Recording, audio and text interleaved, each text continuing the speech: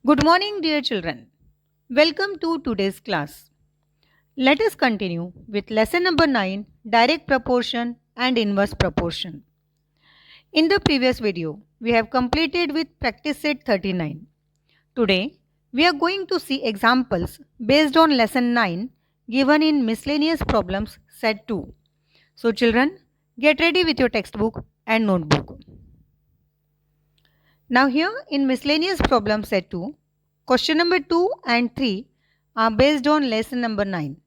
So let us start with question number 2. 10 men take 4 days to complete the task of tarring a road. How many days would 8 men take? Now children, in this example, number of days taken by 10 men is given. You have to find number of days that 8 men will take to complete the same task. Now here you know that as the number of men will decrease, the number of days to complete the same task will increase. Hence, this is an example of inverse proportion. So first we will make the table. Here the two quantities given are number of men and number of days.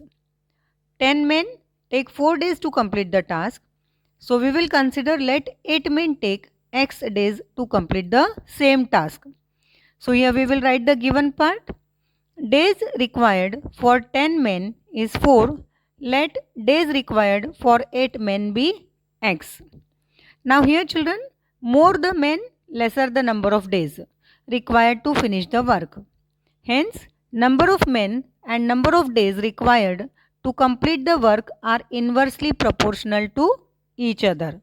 We know that when the two quantities are in inverse proportion, then their product remains constant. That is, the product of number of men and number of days will remain the same.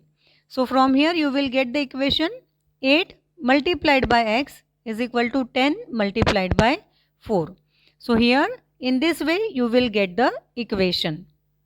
Now children, if you look at this step, here 8 is in multiplication, on the other side it will come in division. So you will get x is equal to 10 multiplied by 4 upon 8. Now we know 10 fours are 40. 40 divided by 8 is 5. Hence, when 8 men are involved, so 5 days will be required. So from the example also it is clear to you, as number of men decreases, the number of days increases. Now example number 3.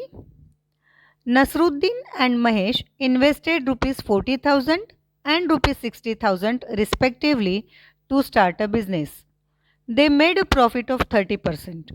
How much profit did each of them make? Now in this example, investment made by Nasruddin and Mahesh is given. Here the investment of Nasruddin is 40,000 rupees, whereas investment made by Mahesh is 60,000 rupees. Also profit percent is given. In this example, you have to find profit earned by each of them separately. So as the amount invested by them separately is given, we have to directly find profit earned by them separately. So first we will write the given part. Nasruddin invested rupees 40,000 and Mahesh invested rupees 60,000. Here the profit percent is given 30%. So directly we will find profit earned by Nasruddin, that is 30% of 40,000 rupees. So here you will get profit earned by Nasruddin is 30% of 40,000 rupees, that is 30 upon 100 multiplied by 40,000. Now here if you cancel two zeros from 100 and 40,000, you will get here 400 multiplied by 30, that is 12,000 rupees. Hence profit earned by Nasruddin is 12,000 rupees. Similarly, we will find profit earned by Mahesh. As the profit percent is same for both Nasruddin and Mahesh, we will take same percent of profit for Mahesh, that is 30% of rupees 60,000.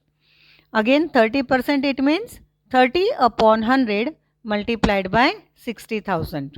Now here we will cancel two zeros of 100 with two zeros of 60,000.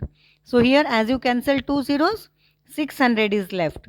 Now you will multiply 30 with 600, you will get 18,000 rupees.